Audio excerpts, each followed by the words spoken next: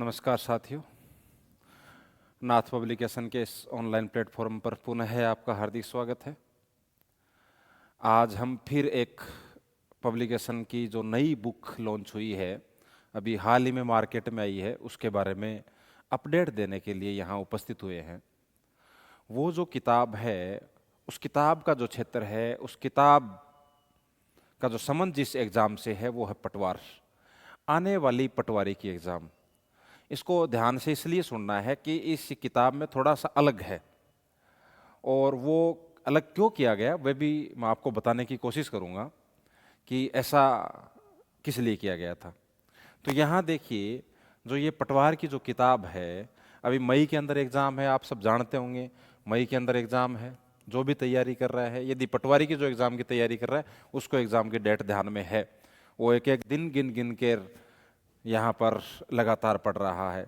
ये अपनी किताब है पटवार, इंडिया जीके एंड साइंस, इस नाम से। मैं अभी कवर पेज दिखा दूंगा, इसके अंदर क्या क्या मैटर है वो भी सारा मैं आपको बता दूंगा मैं। अब जो किताब है, जिस किताब की अपन बात कर रहे हैं, वो किताब ये है। ये जो किताब है, ये देखिए इधर, ये किताब पटवार। एक तो ये 76 अंकों के लिए है, ये स्पेशल बाकायदा लिखा हुआ है कि यदि आप इस किताब को पढ़ते हो तो आप यहाँ पर 76 नंबर तैयार करते हो। इसके अंदर इंडिया जीके है और इसके अंदर साइंस है, जिसके अंदर इंडियन हिस्ट्री हो गई, इंडियन पॉलिटी हो गई, इंडियन ज्योग्राफी हो गई और साइंस हो गई।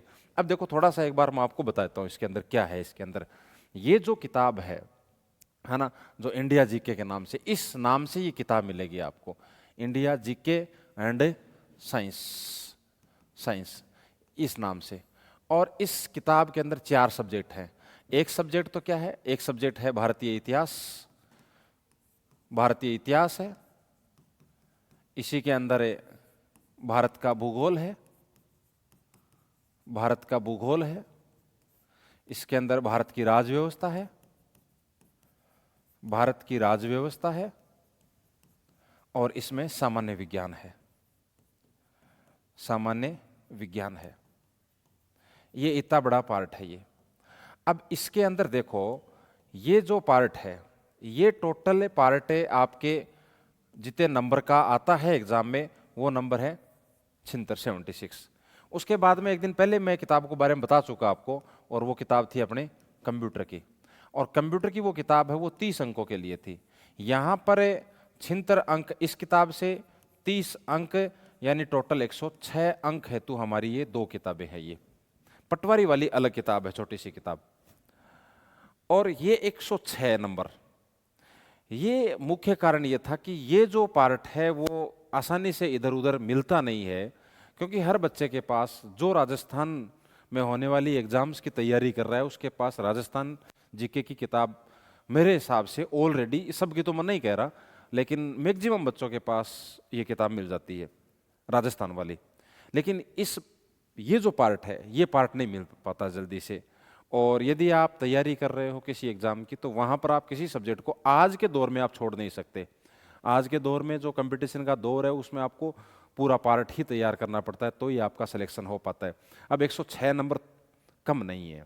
यदि आप इस 106 नंबर को टारगेट करके इस पार्ट को आप पढ़ते हो, इस उद्देश्य को या फिर इस बात को ध्यान में रखते हुए ये किताब लॉन्च की गई है। ये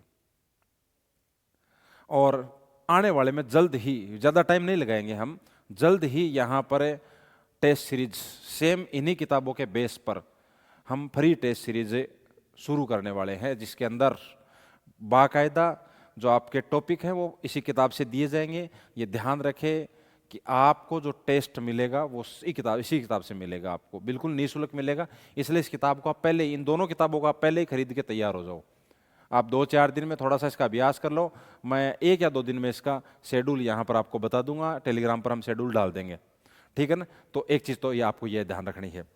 अब उसके बाद देखो, फिर ये चीज़ें हैं, देखो ये 2 किताबें हैं। ये मैंने कहा था ना कि ये पटवार इंडिया जीके एंड साइंस है, ये तो आपके टोटल 76 नंबर की है, और ये इधर आपके 30 नंबर की है। तो ये ऊपर लिखा हुआ भी है टोटल 106 नंबर। ये जो आप 106 नंबर यदि आप तैयारी करके अच्छे से पाते हो, तो आप बहुत आगे चले जाओगे, ठीक है ना। राजस्थान जी के हर कोई पढ़ रहा है ये, ठीक है ना। तो ये कॉम्बो पैक के रूप में ऑनलाइन भी उपलब्ध है, और राजस्थान के जो मुख्य बुक स्टोर है वहाँ पर भी उपलब्ध है।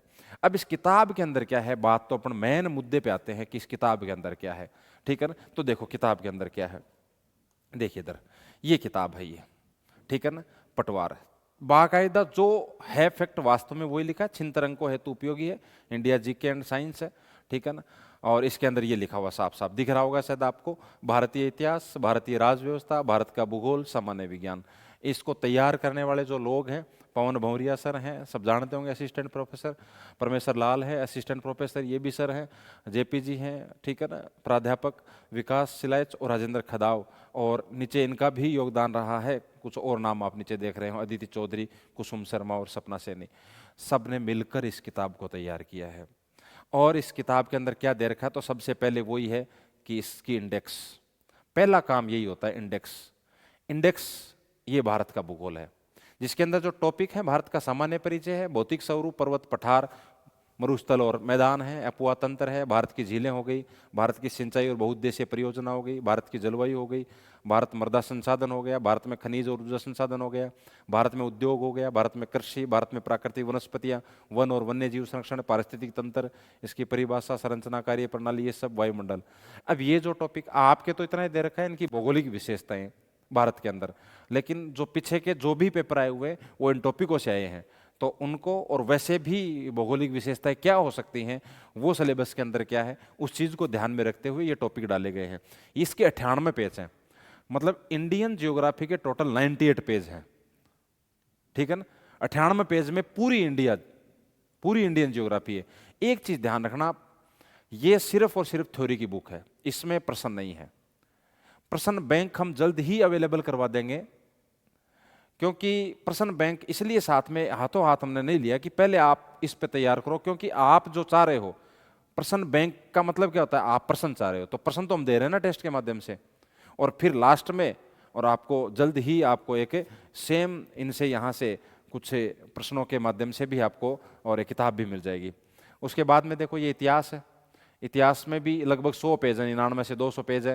हड़प्पा सभ्यता, वैदिक संस्कृति, महाजनपद काल, बौद्ध जैन धर्म, मौर्य युग, मौर्योत्तर काल, गुप्त साम्राज्य, हर्ष और उसका साम्राज्य, पूर्व मध्यकाल, दिल्ली सल्तनत, मुगल साम्राज्य, भक्ति और सूफी आंदोलन, सामाजिक और धार्मिक सुधार आंदोलन, अंग्रेजों के आगमन से कांग्रेस की स्थापना तक महत्वपूर्ण घटनाक्रम, 1857 की क्रांति, है ना, भारत के प्रमुख गवर्नर जनरल, भारतीय राष्ट्रीय आंदोलन, क्रांतिकारी गतिविधियां, स्वतंत्र राष्ट्र निर्माण, राष्ट्र एकीकरण, राज्य पुनर्गठन, ये सारी चीज़ें 200 पेज, तो टोटल 100 पेज ही हो गए।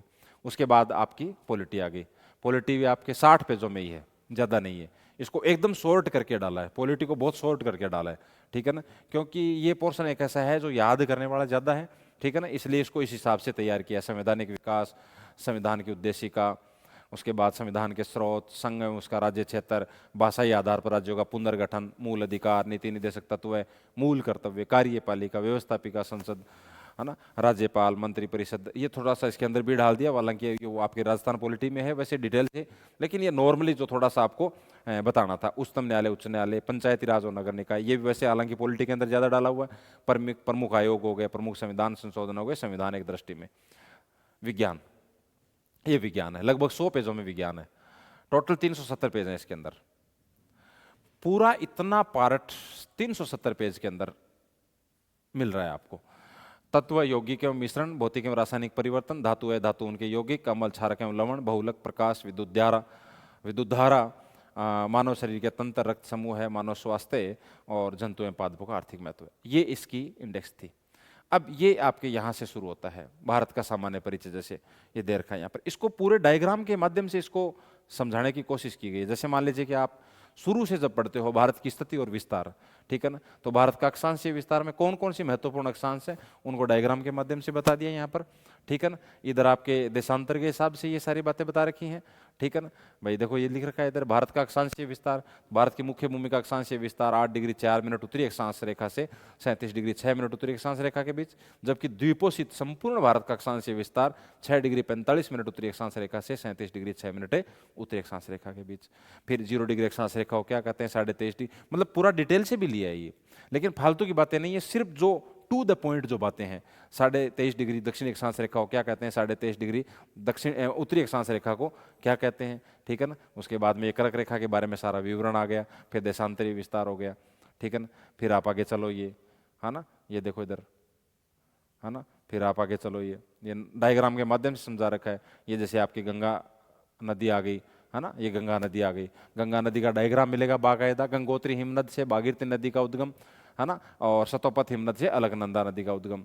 फिर ये जो पंचप्रयाग बन रहा है, ये पंचप्रयाग का डायग्राम है। देखो एक बार इसको थोड़ा सा आप देखो, कोशिश करो आप, ये देखो दिख रहा था आपको, ये पंचप्रयाग का डायग्राम है। ये नदियां पूरी की पूरी इसी तरह से इस किताब के अंदर है।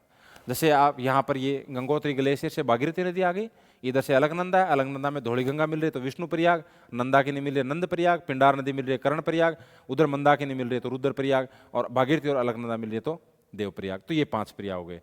यही ऊपर यहाँ पर विवरण में डाल दिया।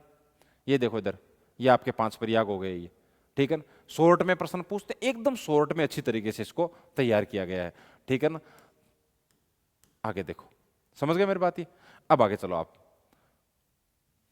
है ना, ये देखो नदियों के माध्यम से ये नदियां दे रखी हैं आपके, ये ठीक है। ये देखो इधर, ये एक परियोजना है भाखड़ा नांगल बहुउद्देशीय परियोजना, ठीक है ना। ये परियोजना है, ये रावी नदी है, उधर माधोपुर हेडवर्क्स है, इधर माधोपुर व्यास लिंक, ठीक है, जो आपको इधर व्यास रावी नदी और व्यास से जोड़ रहा है। इधर ये व्यास नदी होगी, ये सतलज नदी होगी, इधर व्यास नदी पे पंडो है बांध पोंग बांध होगे, ये इस पे सतलज नदी के ऊपर भाखड़ा और नांगल बांध होगे। इन दोनों को जोड़ने वाली लिंक नहर है व्यास सतलज लिंक नहर है। ये हरि के बैराज है जहाँ से इंदिरा गांधी नहर निकलती है, पूरा डायग्राम के माध्यम से। इस डायग्राम को यदि आप जूम करके देखोगे ना, ये देखो आप, ये देखो दिख रहा था आपको, ये देखो इस तरह से यही विवरण है अंदर जो दे रखा है, वो सेम यही विवरण है। ये इस तरह से डायग्राम के माध्यम से इसको समझाया गया है, ठीक है ना। तो अब ये बार बार क्या तो समझाना है ये, ठीक है ना। ये मानसून वाला टॉपिक हो गया। भारत में खनिज व ऊर्जा संसाधन दोनों एक साथ हैं, ये सारे के सारे आपके खनिज हो गए, ठीक है ना। जैसे मान लीजिए इधर चलो आप, ये देखो इधर लोएस्क, मैग्नेटाइट, हेमेटाइट, लिमोनाइट, सेडेराइट, ये 4 एस्क है ना। फिर उद्योग आ गए आपके ये, है ना, जैसे ये लो इस्पात उद्योग हो गया आपका। धातु उद्योग के अंदर उद्योगों का वर्गीकरण करके एकदम तरीके से, ऐसे नहीं है कि हर कुछ हर कहीं लिखा हुआ, ऐसा कुछ नहीं है। धातु उद्योग सारे एक जगह है, ठीक है ना। यहाँ से जैसे प्रश्न आता ही है आपके, ये देखो इधर यहाँ TISCO Tata iron and steel company limited, इसकी स्थापना 1907 में सुवर्ण रेखा नदी के किनारे जमशेदजी टाटा द्वारा साक्ची में, जो कि वर्तमान में झारखंड के अंदर है ना। उसके बाद में ये देखो इधर मैं दिखा देता हूँ एक चीज़, अब ना सारी चीज़ तो क्या दिखाई जाए, ये इसको आ गई आपकी, है ना, Indian iron and steel company limited हो गई, ठीक है ना। इसके बाद में देखो ये विश्व है, Visvesvaraya iron and steel company limited हो गई, भद्रावती नदी के किनारे कर्नाटक के अंदर। फिर ये राउरकेला इस्पात कारखाना हो गया, भिलाई इस्पात कारखाना हो गया, दुर्गापुरा हो गया। ये किसके सहयोग से? जर्मनी के सहयोग से। भिलाई किसके? है ना, तो रूस के सहयोग से। दुर्गापुरा किसके? तो ब्रिटेन के सहयोग से। इस तरह से ये प्रश्न पूछ जाते हैं। मतलब एग्जाम में जो प्रश्न आ रहे हैं ना, उन प्रश्नों को ध्यान में रखते हुए यहाँ पर मैटर तैयार किया गया है, ठीक है ना। ये देखो इधर, ये सारे के सारे आपके क्या आ गए, ये देखो अभयारण्य, है ना, रामसर साइट आ गई, ये सारी की सारी एकदम करंट लेटेस्ट तक 2024 तक यहाँ पर आपके टोटल रामसर साइट कितनी है? 85 हैं। तो उन पूरी 85 की लिस्ट बना के दे रखी है यहाँ पर, ठीक है ना। आगे देखिए इधर, ये आपका उधर पार्ट हो गया पारिस्थितिक तंत्र वाला, ठीक है ना। जैसे ये नाइट्रोजन चक्र है ना, नाइट्रोजन चक्र हो गया, ये पूरा डायग्राम के माध्यम से समझा दिया यहाँ पर, और ये आपको विवरण में मिल जाएगा। ये ऑक्सीजन चक्र हो गया, ठीक है ना। ये इंडियन हिस्ट्री आ गई, भारतीय इतिहास, है ना। फिर ये भारतीय इतिहास में वैदिक संस्कृति हो गई है ना। और वैदिक संस्कृति में ये दे रखा है, वैदिक काल को 2 भागों में बांटा गया, ऋग वैदिक उत्तर वैदिक काल, है ना। आर्यों के मूल निवास स्थान के बारे में विद्वानों के जो मत हैं वो एक पूरा का पूरा इधर इंडेक्स के माध्यम से। ऋग्वेदिक कालीन जो प्रमुख नदियाँ, इनके प्राचीन नाम और वर्तमान नाम क्या है, वो सब है, ठीक है ना। ये सब ये डायग्राम के माध्यम से जितना हो सकता है उतना शॉर्ट करके डाला हुआ है, ठीक है ना। 16 संस्कार कौन से हैं? ये संस्कार हो गए। 4 आश्रम कौन से हैं? 4 पुरुषार्थ कौन से हैं? है ना। वर्ण व्यवस्था है, एकदम शॉर्ट में जहां से प्रश्न पूछा जाता है उस चीज को ध्यान में रखते हुए। महाजनपद काल हो गया ये, ठीक है ना, महाजनपद काल हो गया ये देखो पूरे डायग्राम के माध्यम से। ये आपका गुप्त साम्राज्य हो गया, ये गुप्त साम्राज्य हो गया ये, ठीक है ना। शासक, मतलब गुप्त शासकों की प्रमुख उपाधियां कौन कौन सी हैं? इधर शासक, उनकी प्रमुख उपाधियां, समुद्रगुप्त, इनके बारे में विवरण हो गया, ठीक है ना। ये देखो इधर एकदम पूरा डायग्रामेटिकल, बहुत शानदार तरीके, कचरा नहीं आता। नाथ पब्लिकेशन इस चीज के लिए जाना जाता है, एक्स्ट्रा चीजें नहीं है इसके अंदर। और ये मैं कोई वो नहीं, बढ़ाई की बात नहीं कर रहा हूं। यदि आप किसी अनुभवी स्टूडेंट से पूछोगे तो आपको राय यही मिलेगी कि नाथ पब्लिकेशन, क्योंकि इसके अंदर शॉर्ट में उस हिसाब से, अब देखो कोई चीज़ है ना, 100% टारगेट करना एक गलत है। आप जिस चीज़ के लिए पढ़ते हो, आप 90% के लिए पढ़ते हो या आप 10% के लिए पढ़ते हो, ये आप पे डिपेंड करता है ना। तो भाई सीधी सी बात है, 10% के लिए कौन पढ़ेगा? 10% वो है आगे वाला जिसके लिए आप बहुत मेहनत कर रहे हो, बहुत डिटेल से, बहुत बड़े बड़े ग्रंथ टाइप की किताबें पढ़ना, वो सब करना पड़ता है आपको, डिटेल से पढ़ना पड़ता है। तो वो पढ़ना बुरी बात नहीं है, ये थोड़ी है कि वो बुरी बात है। यदि आपके पास टाइम है तो आप बिल्कुल पढ़ो, आप यदि आपके दिमाग में बातें याद रहती हैं। लेकिन जो 90% के लिए 90% स्टूडेंट पढ़ते हैं, तो फिर उनको वही चीज़ चाहिए लास्ट में। रिवीजन के टाइम में आप वो जो बड़ी बड़ी किताबें हैं उनका रिवीजन नहीं कर पाते हैं, ठीक है ना। इस चीज़ को ध्यान में रखते हुए इस किताब को तैयार किया गया है। इस किताब को क्या, नाथ पब्लिकेशन की हर किताब यही ऐसे ही इस तरह से ही तैयार की जाती है, ठीक है ना। ये देखो इधर, देखो पूरा डायग्राम के माध्यम से। अब यही बातें सारी की सारी मान लो कि आपके उधर लगा के और ये पूरा लिख के दो दो लाइनें और जोड़ के, उससे क्या मतलब है? कुछ मतलब नहीं है। जैसे ये देखो कि गुप्तकालीन अधिकारी क्या है ना। राज्य का, सेना का सर्वोच्च अधिकारी क्या कहलाता है? महासेनापति। सेना की आवश्यकताओं की पूर्ति करने वाला प्रधान अधिकारी क्या कहलाता है? तो रण भांडागरिक, है ना। युद्ध व शांति का प्रधान क्या कहलाता है? तो महासिंधी विग्राहक।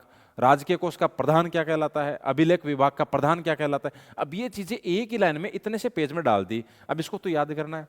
और जब आपको दिख रहा है कि हाँ टेस्ट में ये मिल रहा है, इसको पढ़ना, अब टेस्ट में फिर बाद में आप देखोगे अरे अरे हाँ हाँ ये चीज़ याद अपने नहीं रही, तो आप उस पर फोकस करोगे। इसलिए हम इस किताब को बेस बना रहे हैं, ठीक है ना। तो ये टॉपिक चल ही रहे हैं, ये इतिहास के टॉपिक चल रहे हैं आपके, ठीक है ना। ये अलाउद्दीन खिलजी के दक्षिण भारत अभियान, तो सब एक साथ दे दिए ये, ठीक है ना। ये सारे अभियान आ गए यहाँ पर, शासक आ गया, अभियान का नेतृत्व किसने किया, किस साल हुआ था ये, ठीक है ना। ये सब, जैसे ये तुगलक वंश है, गयासुद्दीन तुगलक 1320 से 1325, ये तुगलक वंश का संस्थापक था जिसका वास्तविक नाम गाजी मलिक था। मंगोलों को पराजित करने के कारण वह मलिक उल गाजी के नाम से प्रसिद्ध हुआ। इसने सिंचाई के साधनों विशेषकर नहरों का निर्माण करवाया था, अकाल संहिता का निर्माण करवाया। सल्तनत काल में नहर बनाने वाला प्रथम शासक ये था। अब इससे इजी लैंग्वेज और क्या मिले आपको? हार्ड लैंग्वेज नहीं, लैंग्वेज भी आसान और शॉर्ट में भी है ना। ये मुगल काल के प्रमुख कलाकार हो गए ये, और ये कलाकार हो गए, उनकी ये उपाधि हो गई ये, है ना। मुगल काल के कुछ महत्वपूर्ण अधिकारी जैसे मीर आतिश, शाही तोपखाने का प्रधान, गुप्तचर व डाक विभाग का प्रमुख, ये सब। ये लास्ट में जो आपके मॉडर्न हिस्ट्री है उससे संबंधित एक साथ ही दे दिया कि यूनिटेरियन मिशन स्थापना 1825, बंगाल में, संस्थापक राजा राम मोहन राय। क्यों फालतू में पढ़ो, इसी चीज को तो आप नोट्स में बनाते हो ना, नहीं करते हो कि एक सच ईमानदारी से ये बात, तो ये तैयारी आप जब करते हो, आप किताब में पढ़ते हो, नोट्स आप पढ़ते हो, लास्ट में इसी इसी को सॉर्ट आप करते हो। ये सॉर्ट किया हुआ आपको मिल रहा है ना। इसलिए मैं इस चीज के लिए आपको सजेस्ट कर रहा हूं। ये देखो, ये टेबल नहीं बनाते क्या आप? लास्ट में ये होता है, ये मैंने देखा है, किया है, देखा है, ये सब कुछ होता आया है ये, ठीक है ना। तो ये वास्तविकता है। ये कुछ धार्मिक सामाजिक आंदोलन, सत्यशोधक समाज, नेतृत्व करता ज्योतिबा फुले, स्थान महाराष्ट्र, वर्ष 1877। ये 4 लाइनें, यही आपको 4 लाइनों में लिख के 2 बातें और जोड़ के फालतू की उस पर बोझ डाले, नहीं, ऐसा नहीं करना है, ठीक है ना। तो ये ध्यान रखना भाई। 1857 की क्रांति, 1857 के विद्रोह के समय इंग्लैंड की महारानी कौन, इंग्लैंड का प्रधानमंत्री कौन, भारत का गवर्नर जनरल कौन, क्रांति की शुरुआत कब हुई, क्रांति का प्रतीक क्या है, ठीक है। ये सब बातें, विद्रोह का कारण क्या है, ये सारे कारण डाल दिए इसके अंदर, ठीक है ना। है ये देखो इधर, ये सारे के सारे जो भी, जैसे दिल्ली के अंदर नेतृत्वकर्ता कौन है, विद्रोह का दिन क्या है, विद्रोह को कुचलने वाला अंग्रेज अधिकारी कौन था, समर्पण या मृत्यु से संबंधित, ये पूरा एक टेबल के अंदर डाल दिए। ये सीधा सीधा ही तो पूछते हैं, ये ताता टोपे का संबंध किस स्थान से, मौलवी अहमदुल्ला का संबंध या फैजाबाद से किसका संबंध है, यही प्रश्न तो पूछ जाते हैं ये, है ना। ये देखो इधर, ये रहा, ये चीजें, ये चीज नहीं पूछते क्या एक साथ, है ना। ये सब एकदम एक, ये देखो इधर, ये लो, है ना, ये चीजें हैं ये। चलो मैं आगे वाले पार्ट पे चलो, एक बार हिस्ट्री वाला हो गया फिर लंबा हो जाएगा। ये आपकी क्या आ गई, भारतीय राज्य व्यवस्था आ गई है, ये आपकी भारतीय राज्य व्यवस्था। ये तो बहुत अच्छी तरीके से संवैधानिक की उद्देशिका है, तो इसके बारे में ये पूरा का पूरा विवरण दे रखा है ये, है ना, ठीक है ना। जैसे मैं एक थोड़ा सा करके, मूल अधिकार हो गया ये आपका। भारत में मूल अधिकारों की मांग सर्वप्रथम संविधान विधेयक 1895 में की गई थी, एकदम शॉर्ट में। 1917 1919 कांग्रेस द्वारा, 1925 में एनी बेसेंट, 1928 में नेहरू रिपोर्ट में मांग की गई थी, ठीक है ना। 1927 कांग्रेस का मद्रास व 1931 कराची अधिवेशन में मूल अधिकारों का प्रस्ताव पास किया गया था, एकदम शॉर्ट में, कुछ भी एक्स्ट्रा नहीं, एक एक लाइन, एक एक पॉइंट इसका इंपॉर्टेंट है। संविधान सभा में मूल अधिकारों के लिए सरदार पटेल की अध्यक्षता में एक परामर्श समिति गठित की गई, उप समिति का गठन किया गया था, किसकी अध्यक्षता में? जे बी कृपलानी की अध्यक्षता में, ठीक है ना। संविधान के भाग 3 में अनुच्छेद 12 से 35 तक मूल अधिकारों का प्रावधान है ना। भाग 3 को संविधान का मेग्ना कार्टा कहा गया, ठीक है ना। ये आपके मूल अधिकार हो गए एक एक तरीके से। ये डिटेल से, जैसे ये 19 वाला, ये बहुत इंपॉर्टेंट है, तो ये आपके पूरा पूछा जाता है अंदर से, 19(1) है, 19(1) है, 19(1) गए, ये सब पूछा जाता है ये, ठीक है ना। तो ये सब डाल रखा है यहाँ पर। ये मूल कर्तव्य आ गए, एक ही पेज के अंदर मूल कर्तव्य आपके, एक ही पेज के अंदर, देखो ये। और ये प्रश्नों के माध्यम से और बहुत अच्छी तरीके से हो जाएंगे, देखना आप, है ना। ये देखो इधर राष्ट्रीय आपातकाल की घोषणा हो गई, ये, ठीक है ना। ये आपके फिर सीटें आ गई, है ना। ये देखो इधर लोकसभा में स्थानों का आवंटन, आंध्र प्रदेश कुल कितने स्थान है, एससी के लिए कितने, एसटी के लिए कितने, ये पूरी सीटें दे रखी हैं लोकसभा के अंदर, है ना। ये टेबल बना के दे रखी है, ठीक है। इस तरह से ये पॉलिटी को इस तरह से तैयार किया गया। ये आपकी विज्ञान आ गई, ठीक है ना, साइंस आ गई। तत्व और यौगिक एवं मिश्रण, ठीक है ना। तो ये टॉपिक दे रखा है ये पूरा का पूरा। परमाणु क्या है, परमाणु के बारे में विवरण आ गया, है ना। स्थिर अनुपात का नियम, परमाणु क्रमांक, ये सब बातें दे रखी हैं। ये इनका परमाणु क्रमांक, न्यूट्रॉन प्रोटॉन की संख्या दे रखी है, ऊष्मा शोषी अभिक्रिया है, उनका उदाहरण दे रखा है, है ना, ये सब, है ना। तो इस तरह से देखो, ये डायग्राम के माध्यम से और शॉर्ट करके इसको समझाया गया है ये, ठीक है ना। तो ये साइंस के अंदर दे रखा है ये, ठीक है ना। अब यहाँ पर ये सिर्फ एक बता दिया मैंने आपको, ये बाकी कोई वो नहीं है, ठीक है ना, कि मैं मतलब आपको कोई पूरा डिटेल से पढ़ के लंबा कोई वीडियो बनाने की कोशिश नहीं करूँगा। मेरा कहने का मतलब है, यदि आप इस पार्ट को पढ़ते हो, यदि आप पटवार टारगेट करके यदि आप पढ़ रहे हो, तो ये किताब आपके लिए हेल्पफुल है। हम जो टेस्ट सीरीज लेकर आ रहे हैं, उस टेस्ट सीरीज में जो प्रश्न मिलेंगे वो प्रश्न आपको यहाँ से मिलेंगे, ठीक है ना। तो आप बिल्कुल बाकायदा निश्चिंत होकर और आप इस किताब को खरीदिए। जल्द ही हम टेस्ट सीरीज का आयोजन करने वाले हैं। ओके, धन्यवाद।